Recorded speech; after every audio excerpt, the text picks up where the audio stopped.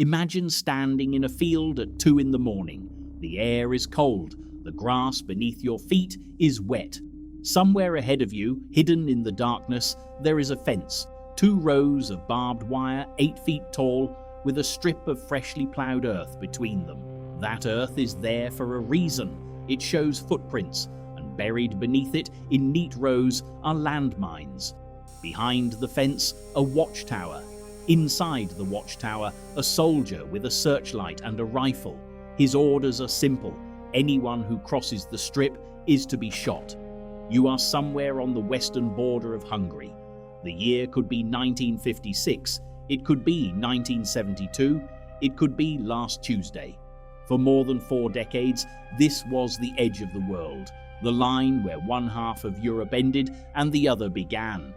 This is the story of the people who crossed it anyway. To understand why anyone would risk their life to cross a border, you first need to understand what that border actually was. After the Second World War, Europe was divided. The Western Allies, the United States, Britain, France, controlled the West. The Soviet Union controlled the East, and between them, running from the Baltic Sea to the Adriatic, stretched what Winston Churchill famously called the Iron Curtain. It was not a metaphor for long. Within a few years, the Iron Curtain became a physical reality. Hundreds of miles of fences, walls, watchtowers, and minefields, built not to keep enemies out, but to keep citizens in. Hungary shared a 240-kilometer border with Austria. By the early 1950s, that border had been transformed into one of the most heavily fortified stretches of land on Earth. The Hungarian government, under the Stalinist regime of Matyas Rákosi, constructed a defense system of extraordinary brutality. There were 2 parallel barbed wire fences, some sections electrified. Between them, a cleared strip of earth, the so-called death strip, ploughed regularly so that any footprint would be visible to patrols. Buried in that strip were over 1 million anti-personnel mines, arranged in 4 to 5 rows along most of the border's length. Watchtowers stood at regular intervals, manned around the clock. Guard dogs patrolled the perimeter, and a border force of more than 20,000 soldiers operated under standing orders: shoot to kill. The message was clear. The border was not a line on a map. It was a wall between 2 worlds. And for most Hungarians, it was supposed to be the end of the conversation.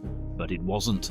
On the 23rd of October 1956, something extraordinary happened in Budapest. Students and workers took to the streets demanding political reform, freedom of the press, and the withdrawal of Soviet troops. Within hours, the protest became a revolution. For 13 astonishing days, Hungary broke free from Soviet control. The world watched, and then the Soviet Union sent in the tanks. By the 4th of November, the revolution had been crushed. The new Soviet-backed government of János Kadar began a campaign of brutal repression. Thousands were arrested, hundreds were executed, and across the country, people made a desperate calculation: stay and face the consequences or run. What followed was one of the largest mass exoduses in Cold War history. In the weeks after the revolution's defeat, approximately 170,000 Hungarians fled across the border to Austria. Among them were more than 18,000 Jewish Hungarians, many of whom had already survived the Holocaust barely a decade earlier and now faced persecution for a second time. The path to Austria was treacherous. Even in the chaos of the revolution's aftermath, the border defences had not been entirely dismantled. Refugees navigated by darkness, moving through forests and across open fields, guided by nothing more than a compass bearing and the hope that the minefields ahead had been cleared. Many of those mines had not been cleared, and not everyone who set out made it across. Those who did reach Austria described scenes of extraordinary emotion. Families collapsing in relief on the other side, strangers embracing, the sudden overwhelming quiet of a country where no one was going to shoot you for walking in the wrong direction. The international response was remarkable. Austria, a small country still recovering from its own wartime devastation, opened its borders without hesitation. The United States accepted nearly 40,000 Hungarian refugees. Canada took in over 37,000. Countries across Western Europe offered asylum. It was one of the great humanitarian mobilizations of the 20th century. But the window didn't stay open for long. By early 1957, the border had been resealed, the fences were rebuilt, the mines were relaid, and for the next 3 decades, escape became not a mass movement, but an individual act of extraordinary courage. After 1957, crossing the Hungarian border was no longer a matter of joining a crowd. It was a solitary gamble, and the methods people used were as varied as the people themselves. Some went through the fence.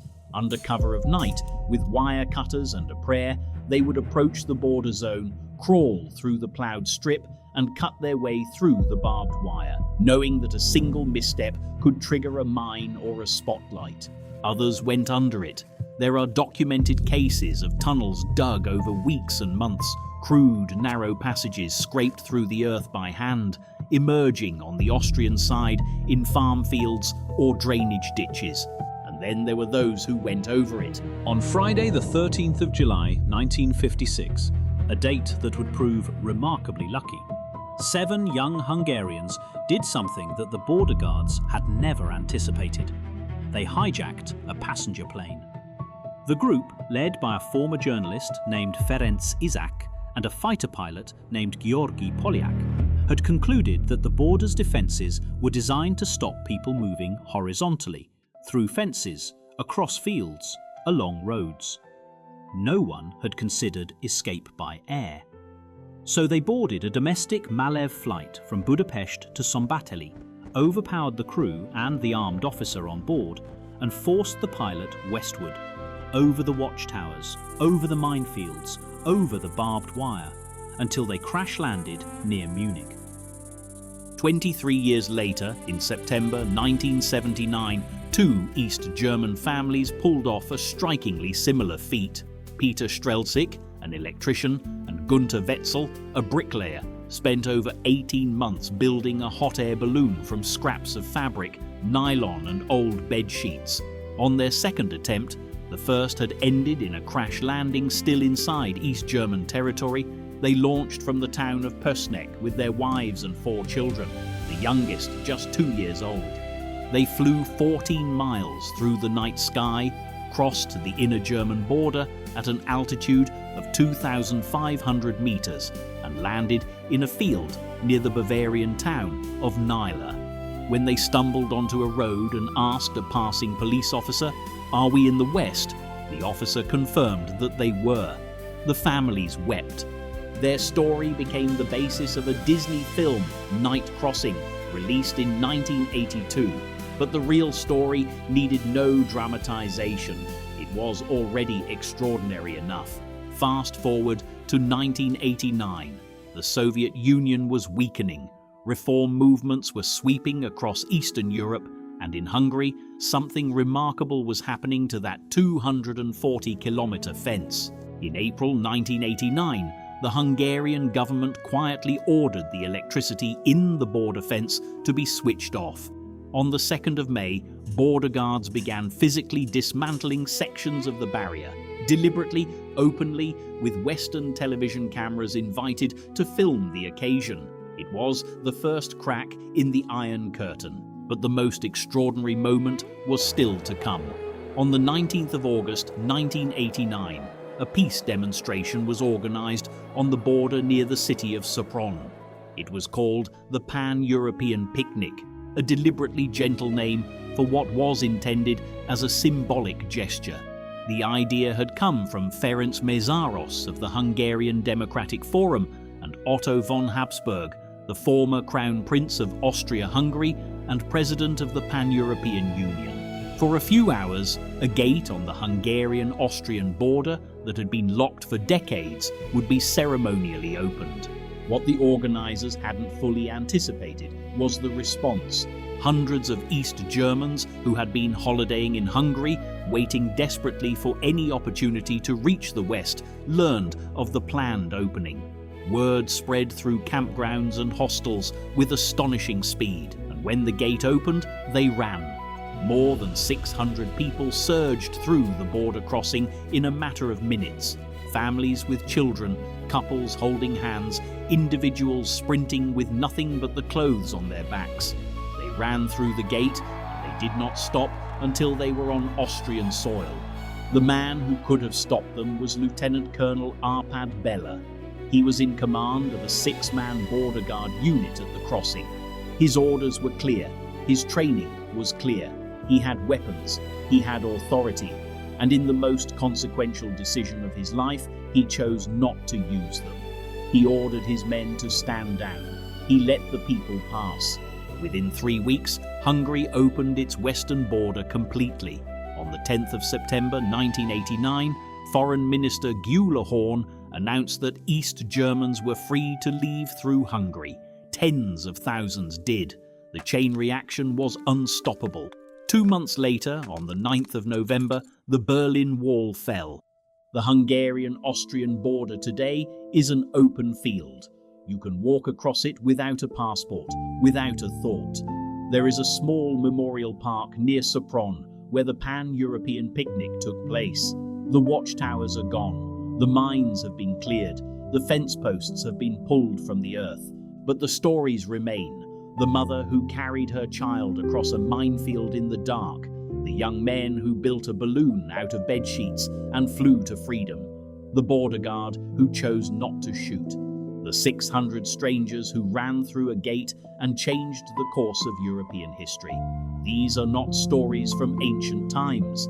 They happened within living memory, and they are worth remembering, not because they are dramatic, though they are, but because they remind us what people are willing to risk when the alternative is a life without freedom. If this is your first time here, this channel tells the stories of everyday life behind the Iron Curtain. The strange, the tragic, the surprisingly funny, and the deeply human. Subscribe and turn on notifications, because next week we're going inside the most feared building in Budapest, the headquarters of the AVH,